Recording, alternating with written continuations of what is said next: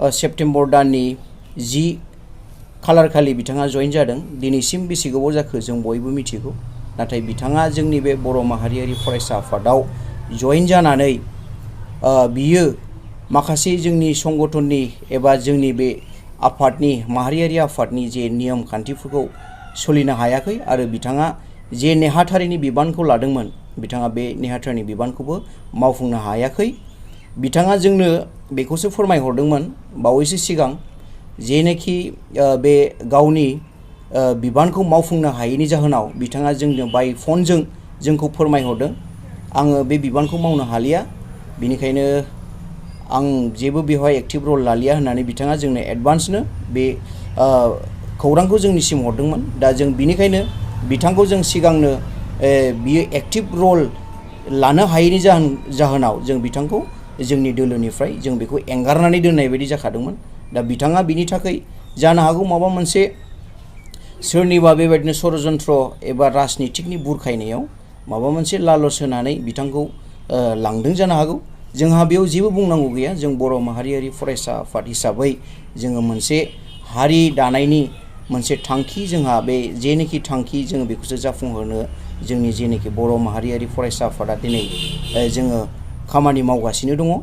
बेनिखायनो आं खावलायो जाय दिनै लाइमोनफ्रा बे बर' माहारियारि फरायसा आफादाव जइन जागोन, जाहाथे बे रटिस बायदि जाहाथे बेबायदि मोनसे माहारियारि आफादखौ फाननानै एबा बदनाम खालामनानै गावनि हारियावनो बेबायदि जुदि खालामोब्ला दिनै जोंनि बर' हारिखौ सोर मा अनसायगोन, बयबो मिनिगोन जोंनि हारिखौ। बेनिखायनो आं खावलायो जोंनि जेसेबांनाखि माहारियारि आफाद एबा फरायसा आफाद दङ, जों खौसे जानानैसो जोंनि बर' हारिनि थामोनथा एबा जोंनि जेनोखि नांगौ मोन्थाय, जेनोखि जोङो अधिकार दङ जों बर' हारिया, बेनि बागैसो जों ज' जानानै मोनसे गोसोजों जोङो खामानिखौ मावलांनांगौ। जोङो सोरबा फरायसा आफाद, सोरबा माहारि आफाद, जोङो रावबो गुबुन गुबुन सानलायाजासे जोंहा मोनसे बर' हारिया मोनसे राव एबा मोनसे हारिमु दङ। जोङो बर' हिसाबै जोङो मोनसेयानो, जोङो खौसेयानो, आरो जोङो बिनिखायनो जों बयबो जाहाथे गोसो मोनसेयै मोजाङैनो जोङो जोंनि जे थांखिफोरखौ जोङो हास्थायनानै जोङो होसोयोब्ला निस्सय जानो हागौ जोङो माबा मोनसे रिजाल्टखौ मोनहैगोन। दिनै गोबां मानसिफोर बेबायदिनो माखासे लबिनि जुनैनो जोंनि बर' हारियाव दिनै बेबायदि गुबुंलेया जानानै फैदों। बेबायदि हेंथा होआ, जों हास्थायोसो बयनिफ्रायबो जोङो बेबायदि मोजां साजेसनखौ लुबैयो आरो मोजां थुलुंगा होनायखौ लुबैयो, जाहाथे जोंनि राव हारिमु बर' जाथिनि थामोन्थाखौ जोङो मोनसे गोगोम राव एबा आवाजजोंहाय जोङो लाखिलांनो हायो अरायसम।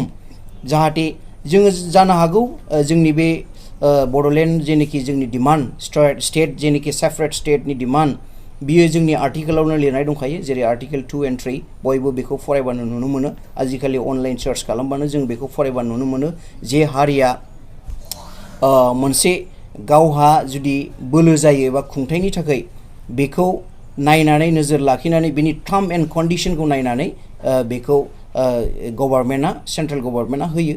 दा बेनिखायनो जोङो जानो हागौ 2 बोसोर 3 बोसोरनि उनावबो मोननो हागौ।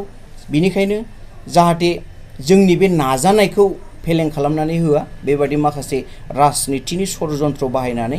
बेनिखायनो आं खावलायबाय गासै रायजो राजा आरो जोंनि मेलेमजिबि गेदेर गोलाव साफ्रोमनिसिम आं बे गुसुं बिबुंथिखौ लाखिनानै दोनबाय।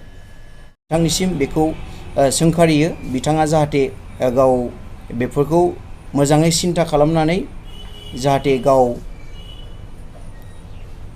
बुजिनानै लायो। बेनिखायनो आं खावलायो बिथांनिसिमबो। जानो हागौ बिथाङा माबा मोनसे बे राजनितिक दोलोआव हाबहैनायनि मोनसे जाहोन थानो हागौ, जानो हागौ गावनि लाइफ स्टाइल दानायनि मोनसे सुबिदाखौ बिथाङा मोन्दों। बिथां मोजांनि बाथ्रा, मानोना बियो मोनसे बर' राजनितिक दोलोआवनो हाबैदों, जोंहा बेयाव जेबो बुंनांगौ गैया।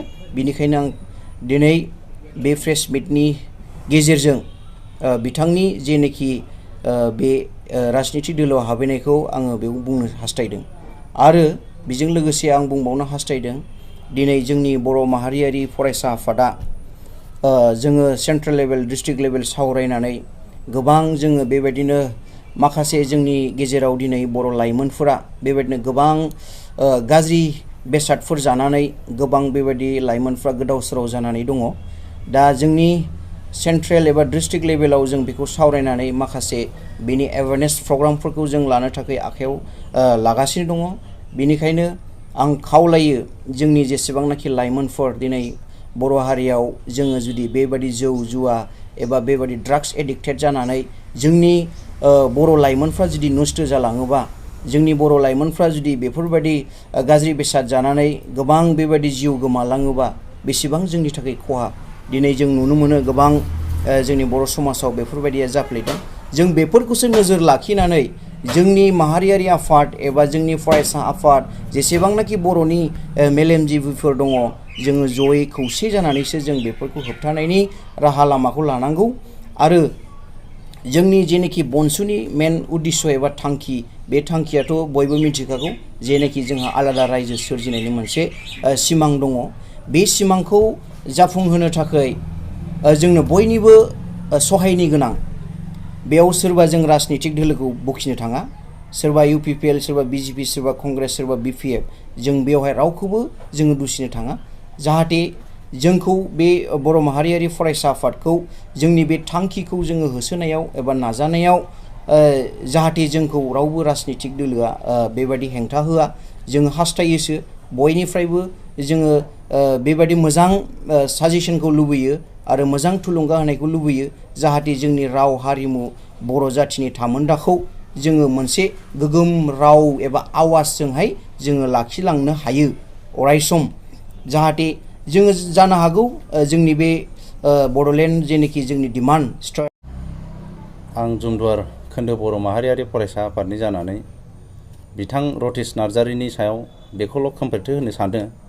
बिथाङा जोंनि बनसुआवहाय, जुमदुवार खोन्दो बनसुआवहाय बिथाङा नंगौ बियो सासे नेहाथारि हिसाबै जोङो सायख'नानै मोनदोंमोन। नाथाय जोंनि दुखु गोनां बाथ्राया बिसो बिथाङा दिनै बर' हारिखौ सिबिनो फैनायाव बिथाङा बबे सोरनि खैसाराव बा सोरनि राजनितिनि खैसाराव मा साननानै बिथाङा दिनै बनसुखौ नागारनानै गुबुन मोनसे राजनितिक आफादाव हाबैखो, बेखौ जों मोनला साला। बिथांनि जे जोंनि बनसुखौ नागारनानै थांनायाव जोंहा जुमदुवार खोन्दो बर' माहारियारि फरायसा आफाद हिसाबै जोंहा बेवहाय जेबो खहा गैया। आरो बर' माहारियारि फरायसा आफादखौ जोंनि फरायसा आफाद हिसाबै जोंनाव गुबुन गुबुन जोंनाव लैहोर लैहोर दा जोंजोंनो बर' हारिखौ सिबिनो होननानै बिथांमोनहा बयबो लोब लोब फैगासिनो दङ। आरो जोंहा बिथांनि सायाव जोङो एसेबां जों सानाखै, आरो बिथांनि थांनायाव जोंहा जुमदुवार खोन्दो हिसाबै जेबो खहा जाया। नोंथांमोननि जुमदुवार खोन्दोआव रायजो राजानिफ्राय बनसु हिसाबै नोंथांमोना माबायदि अनसायनाय मोन्दों होननानै बुङो? बनसु हिसाबै, जुमदुवार खोन्दो हिसाबै जोङो जुमदुवारनि खोन्दोनि सिङाव थानाय जेसेबांनाखि गामिफोर दङ, बे गामिफोरनिफ्राय जोङो दाखालिनिफ्राय जोङो खोन्दोसा दानायाव जोङो बिराद सापर्ट मोन्दों। रायजो राजानिफ्राय जोङो बिराद इन्टेलेक्सुयेलफोरनिफ्राय जोङो सापर्ट मोन्दों। आरो सापर्ट मोननायनिनो दिनै खोन्दोसा मोननै खोन्दोसाखौ जों दाफुंनानै लानो हाबाय।